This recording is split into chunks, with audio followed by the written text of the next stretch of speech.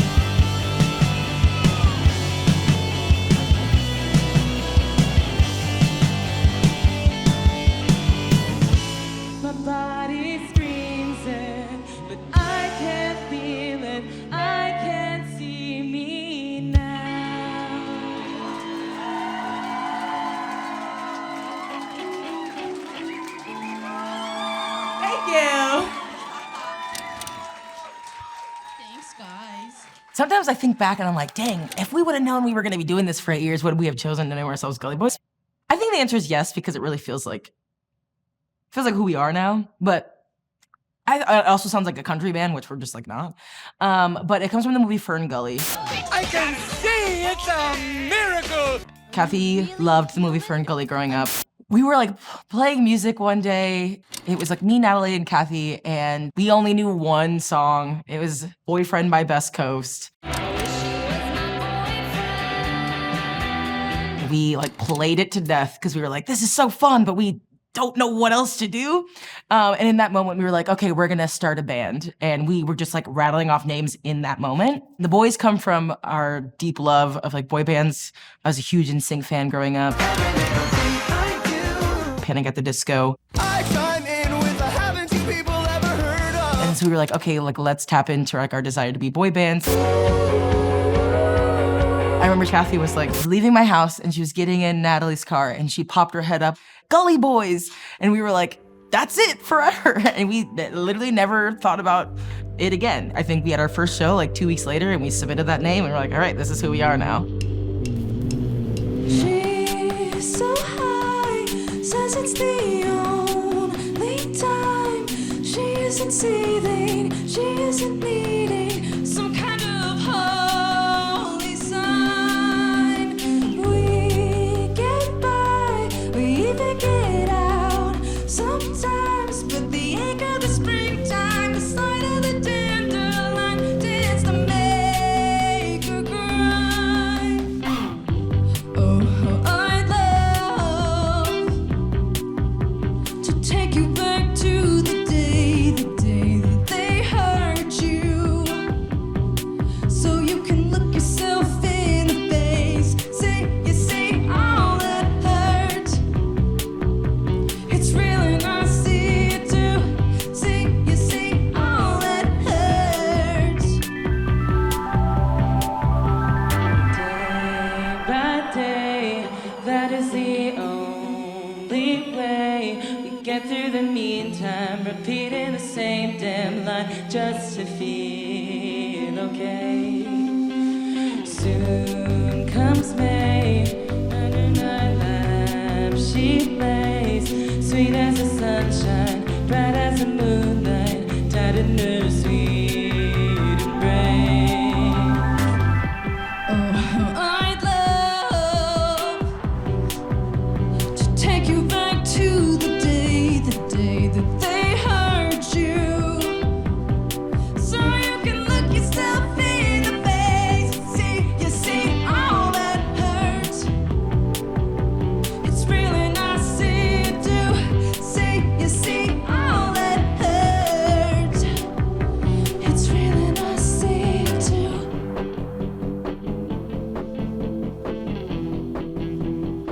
We were recently like interviewed about the Minneapolis punk scene and we had to like really think, are we a part of the punk scene? I think we started a part of the punk scene, just being in the DIY scene, being a bit more of a thrashy band. But I think being free of genre allowed us to like find the sound that we actually wanted to make versus being told the sound that we were supposed to make. Genre is also like dead. It's like we call ourselves grunge pop, which we made it up, but whatever, it works. Like seeing the I think we have a lot of the punk ethos and that we just decided that we were just gonna do it. We waited for no permission to do what we're doing. sign after a long The history of punk has always been a pushback against status quo. And so I think inherently punk music is a space where those who live on the outskirts of society find solace and they find space. I'm starting to see more of a rise in like popularity of like Black queer musicians making punk music. That intersection feels like really important to me. I didn't see a lot of that growing up, going to a lot of like alternative hardcore shows and punk shows. I look around and I see so many more musicians who look like me on stage, yelling and moshing and having a great time.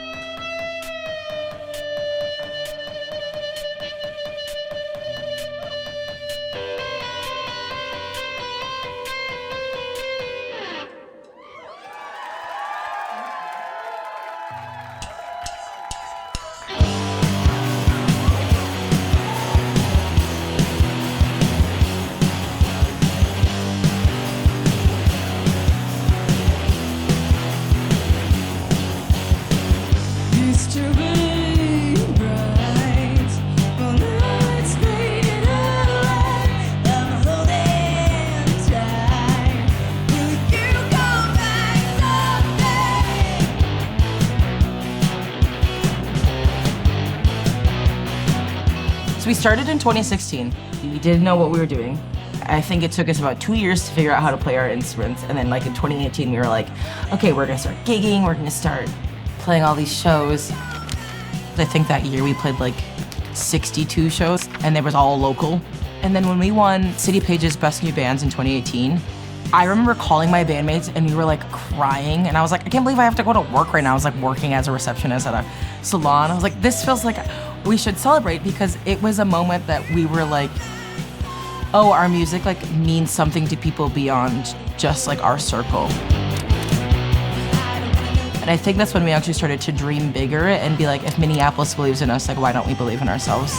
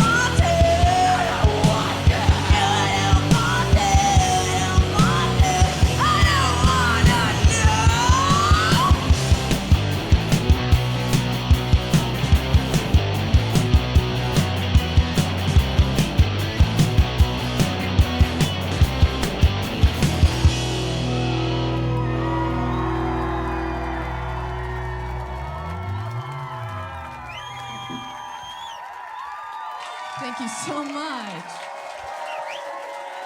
The song we're going to play now is called The Way. And that song came into the studio real bare bones.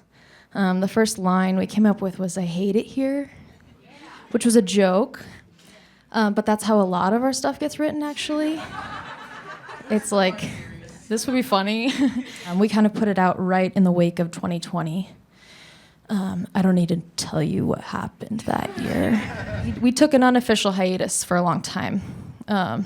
George Floyd was murdered basically in all of our backyards, and we really got swept up in the uprisings. I know Nadi did a lot of organizing that year. Yeah. And the rest of us kind of followed and found our places and where we could put ourselves and our resources to work. And I don't know that a lot of us ever really took time to like sit and think about what that did to us. And I think what it did to us was make us really mad. We got to see our system fail us big time. It's a system that continues to aid and abet genocide. And we're pissed. So we ask our audiences to sing the chorus with us and maybe let out a little bit of your rage. If you can like reach inside yourself and do a little screaming with us. Does that sound okay? Do a little screaming. I think you've already seen this show.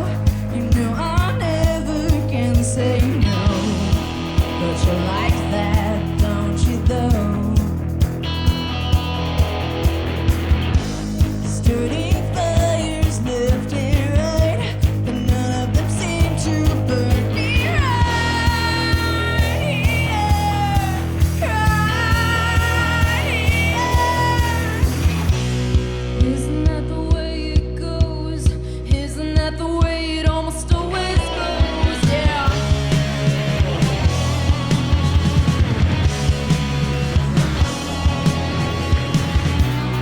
Isn't that the way it goes? Isn't that the way it almost always goes? 3, 2, 1.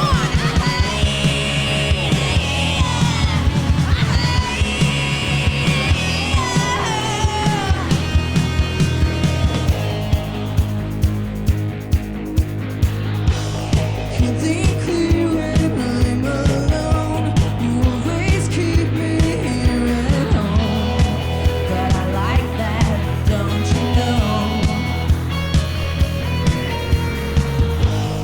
Maybe someday we'll be one. Until then, I'm waiting right here,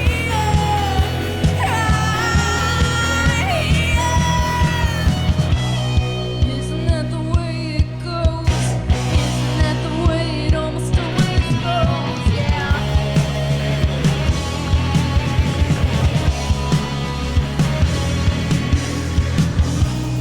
Isn't that the way it goes? Right here we go. Isn't that the way it almost always goes?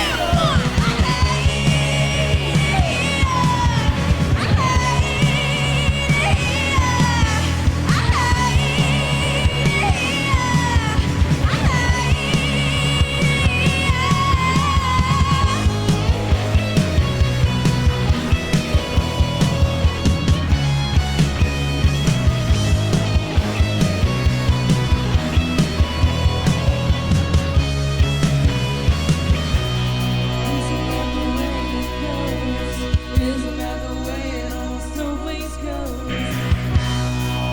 that the way it goes? Isn't that the way it almost always goes? Isn't that the way it goes? Isn't that the way it almost always goes? Isn't that the way it goes? Isn't that the way it almost always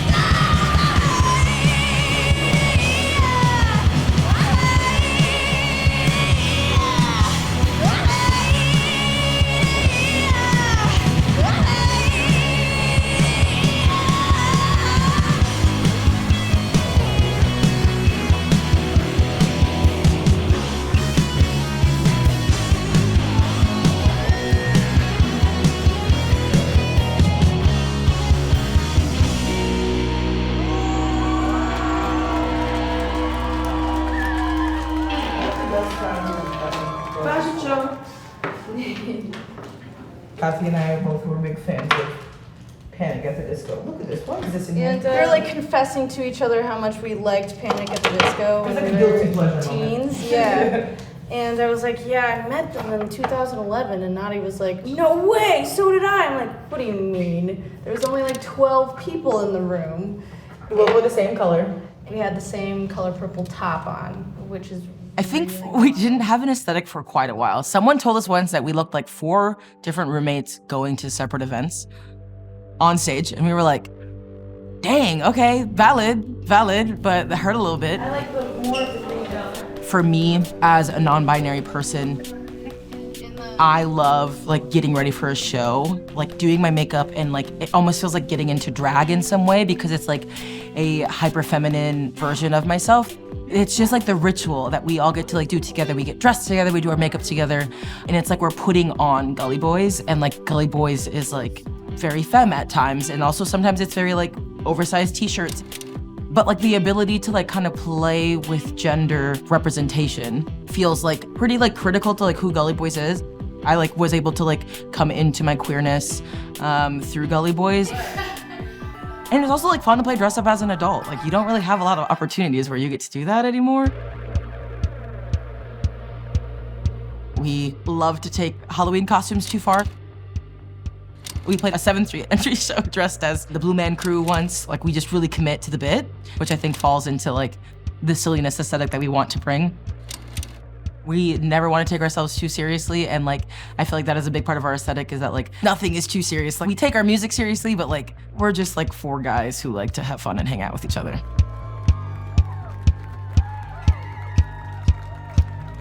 Tried to make me soft and meek.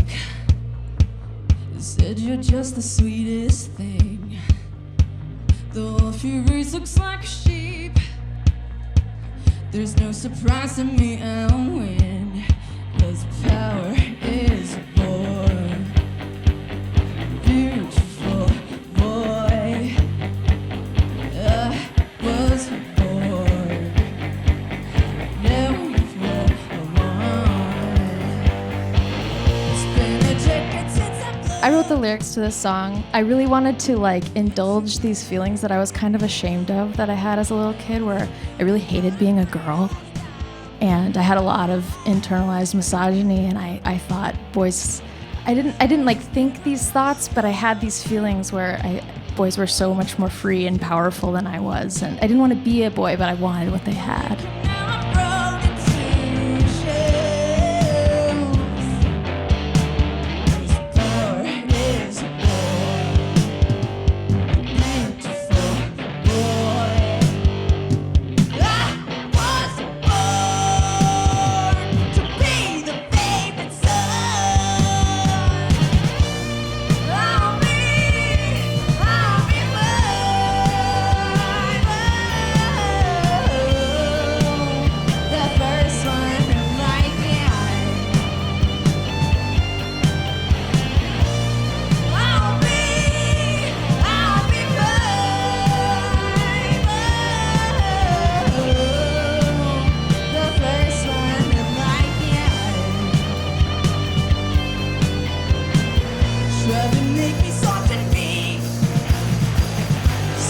Just the sweetest thing.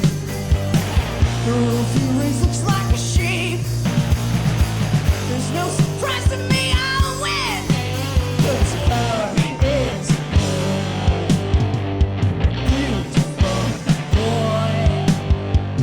I was born to be the favorite son. I'll be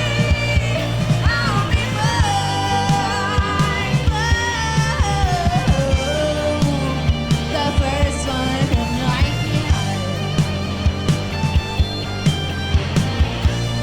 I'll be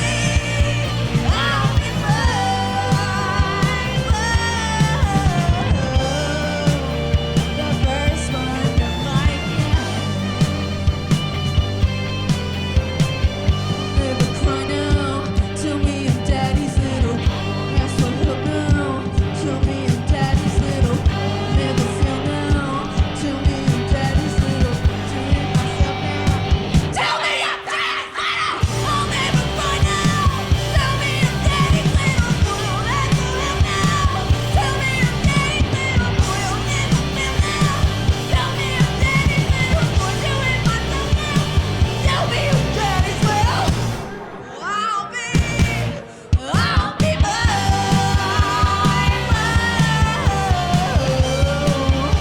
That first one is my God.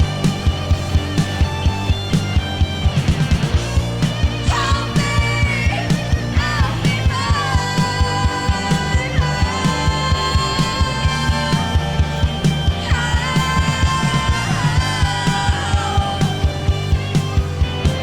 Power is born. Power is born. Power is born. Power is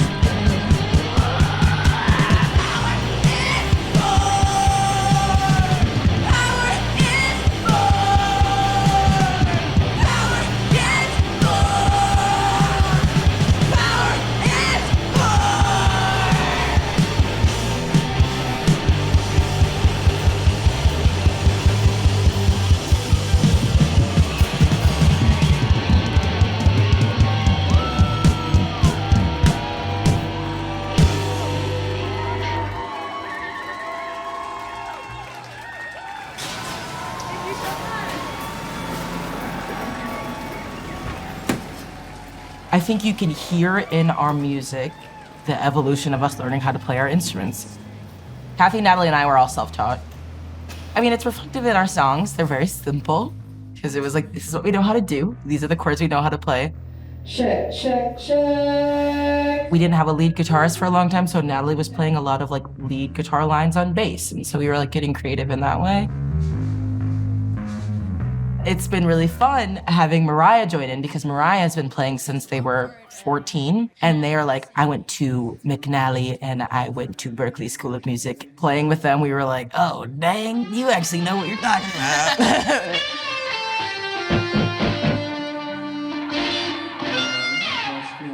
So how it all started, Nadi messages me on Facebook and is like, hey, Gully Boys is looking for a new guitar player, a fourth member. Would you be interested in auditioning? And I was like, yeah! Yep, for sure.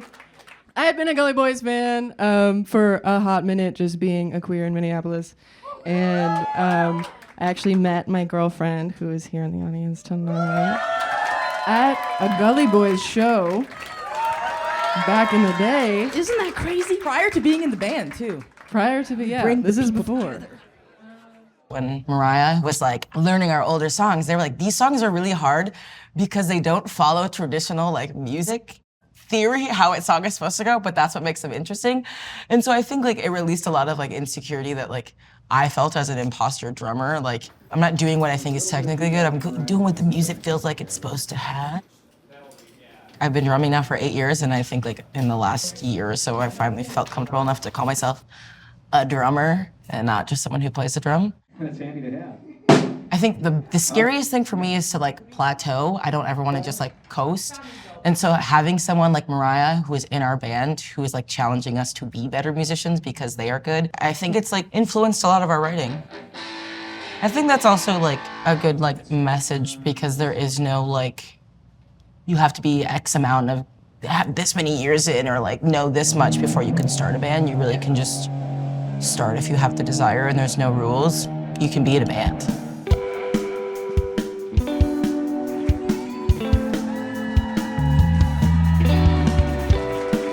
The band we're playing with today is SoulFlower. SoulFlower came up. I was really excited about the sound that they were bringing, and also made up of people of color, which is very important for me to see and encourage more of that in the scene. It does make me feel a little old, but that's old in a good way. I feel happy to see a new wave of musicians come through the scene. It's an honor.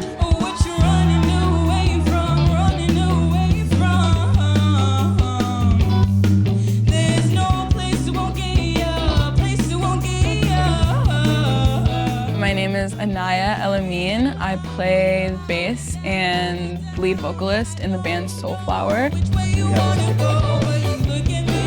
We came together about a year ago.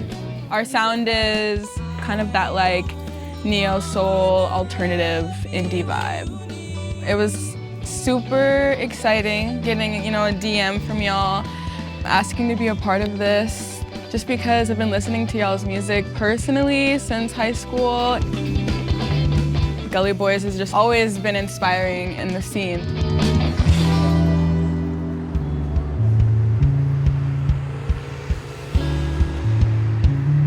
I was born in Minnesota, so I know this Twin Cities very well and know my way around very well. So sometimes I feel like I'm just driving in a circle. And sometimes I can feel kind of like you're stuck, and kind of wrote this to lift my spirits. It's kind of like an affirmation for myself of keeping these goals and these dreams like in my mind and affirming like it's up there. I just have to keep pushing and keep going, and I will get there soon.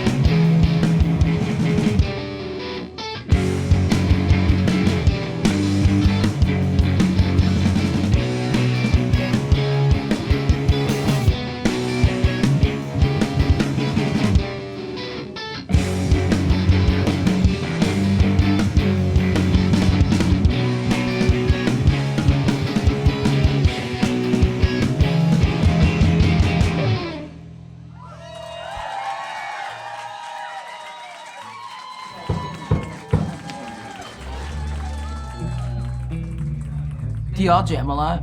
Yeah, we do. We start off like every rehearsal with a jam, which Okay, like that's just sweet. like it's like great. I love that because that's just like we don't do that. I think we feel like a little bit of nervousness around Yeah. like jamming. We've done it a few times, but Jamming is so vulnerable, you know, because you're just like in the moment, like listening, but then also trying to find your own groove within it. And like when you really trust the people around you, it just makes it 10 times easier. And like you guys can really lock in on a level where it's like, this is not for anything but like us right now in this moment. And like, then you guys have that to share and you guys remember that. that's a good thing. We should bring back jamming. Well, yeah. That's one of the things I really enjoy about SoulFlower and just the guys I play with too is because like Wonder Wander on our set list, it was like a jam that we just did. Nice. And then we were like, wow, this felt so good that now it's a song.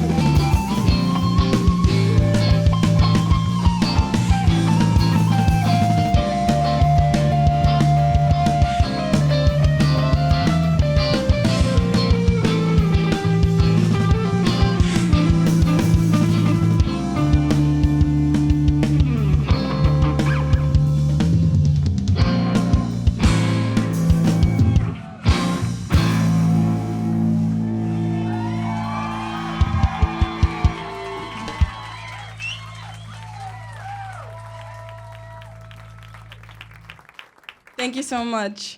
So we're on our last song, and a part of this process, we had to collaborate with the Gully Boys. And so what we did was kind of like mix up our bands. So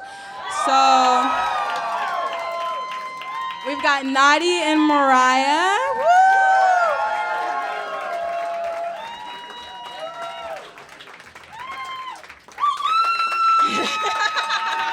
It's been fun to learn. Yeah, we've had 2 rehearsals. Yeah. They were easy. We were locked in. This song is the most straightforward. It is. Like, I'm thankful for that because I was like, I am not a jazz drummer.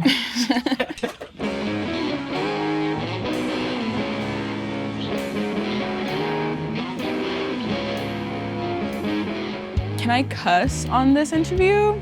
Because the name of my song is. So can I say that? Okay, so.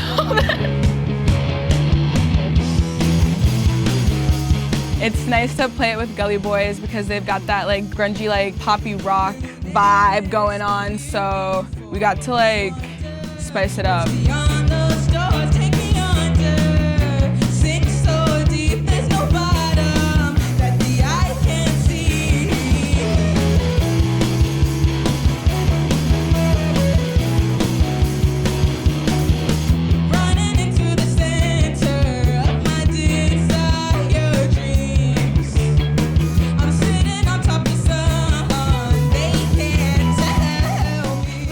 That we're like collaborating with Gully Boys is mostly about like having confidence in doing your own thing and not really letting the judgments and the worries of other people in your life and strangers kind of like get to you.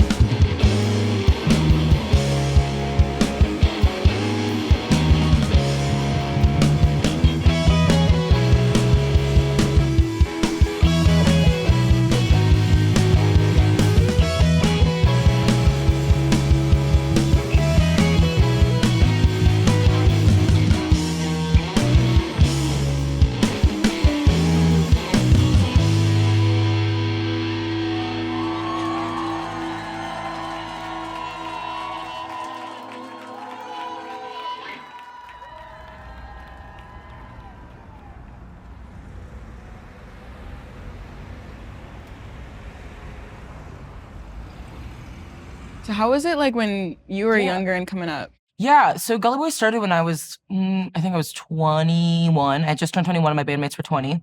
It was just a culture of like house shows popping up.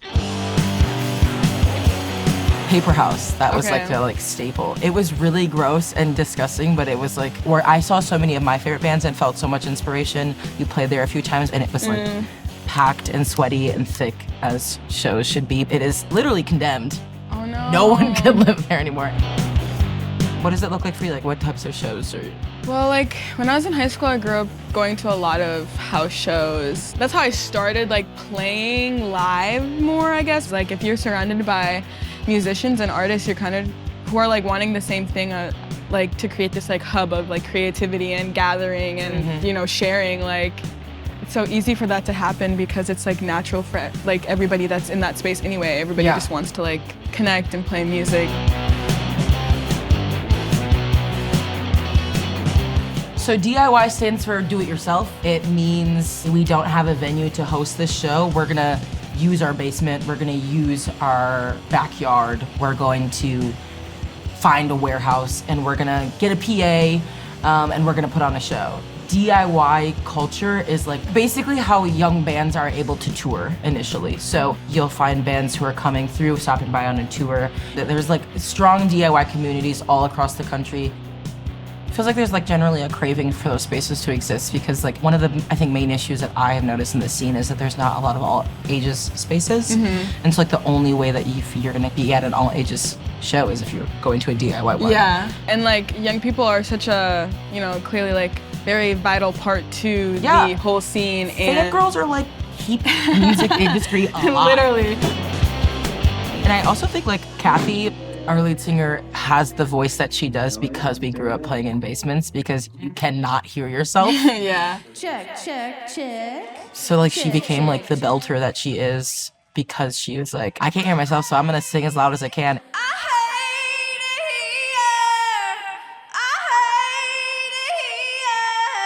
I don't recommend doing that because you could blow your voice out, but it worked for her. Yeah. And I think it helped us find like our like kind of gritty signature sound through, you know, playing PAs. Yeah, right. Give me the picture, you know I'm with you. You'll tell me either way. Attacked and afflicted, could have predicted the weather is always the same. Everyone trips upon your perfect tender heart. I always see you falling apart. Bad day. I guess I never really had a bad day. Bad day. I say, so everything is looking okay. Okay. Tuesday. It's got nothing like a typical day. So for Mondays, Monday.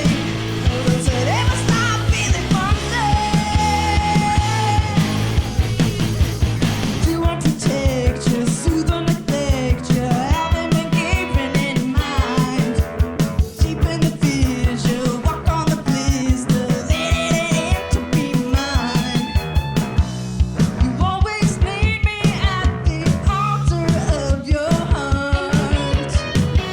But you don't see me falling apart. Bad day. I guess I never really had a bad day. Bad day. I'll say, so everything is looking okay. Okay. Tuesday. It's got nothing like a typical day. So for Mondays, Monday. Does it ever stop feeling Monday?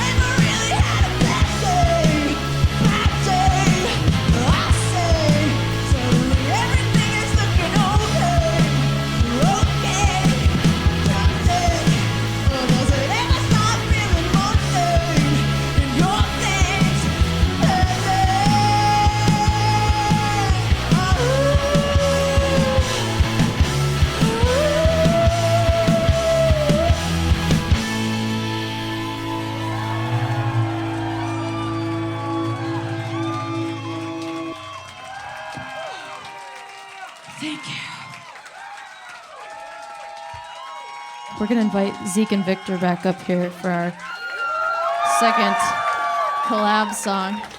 This song we're gonna play with Victor and Zeke it's called TV Window.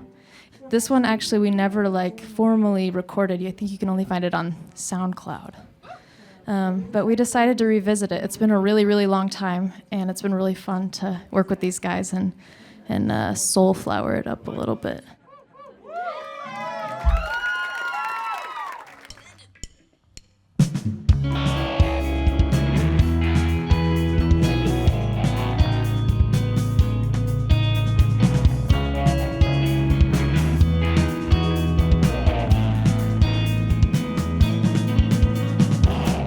If you were here with me,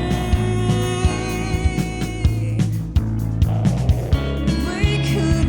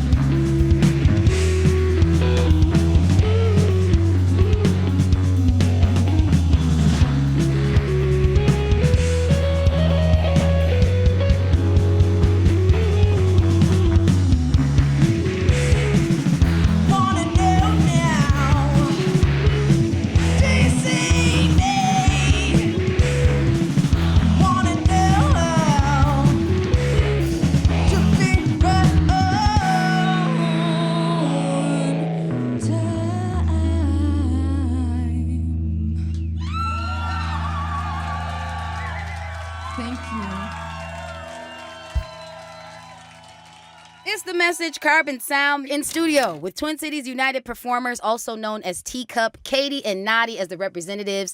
They're a group of musicians and performers throughout the Twin Cities that believe that they can make Minnesota the best place in the world to be a musician. And if you're just being a musician is not a hobby. And I think for a long time there's this narrative that like what we do as artists is just like for fun and games. And it is an absolute joy, and I can't imagine doing anything else. But it's also like really hard to find a sustainable career in 2024 doing this. We're hoping to like have these conversations and kind of demystify what it means to be a musician. So people can see a little behind the curtain and see how much labor goes into making your favorite songs and to making like the soundtracks of your love life or your wedding and these things that are so important to you. There is so much work that actually goes into the 30 minutes of a set that actually happens that a lot of people don't see. There is like the creative side, but there's also like this business side that like nobody really wants to talk about. I think that's an area where the Minneapolis scene could collaborate more on. Yeah. And so reaching out to people, like you can DM me if you ever have questions about stuff. Being where we're at now, it feels really important for me to uplift the younger bands who are doing what we were doing, to keep the music scene thriving and pumping out amazing musicians. A long time ago, people would actually buy records, and it would actually be able to allow people to continue to create the art that they want to do. We no longer have that opportunity. Streaming has taken over. Artists get paid 0.0038 cents per stream.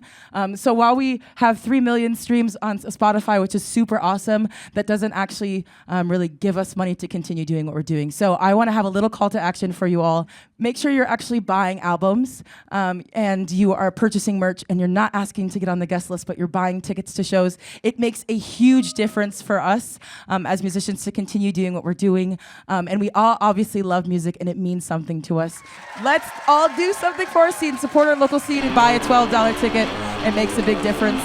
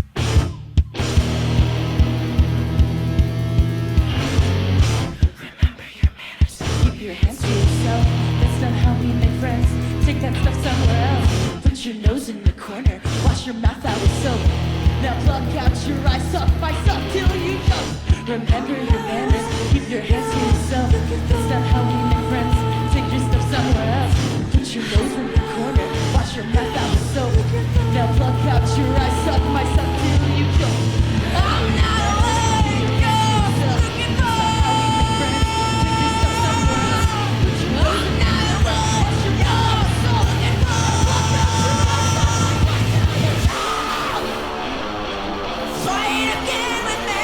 You'll be sorry.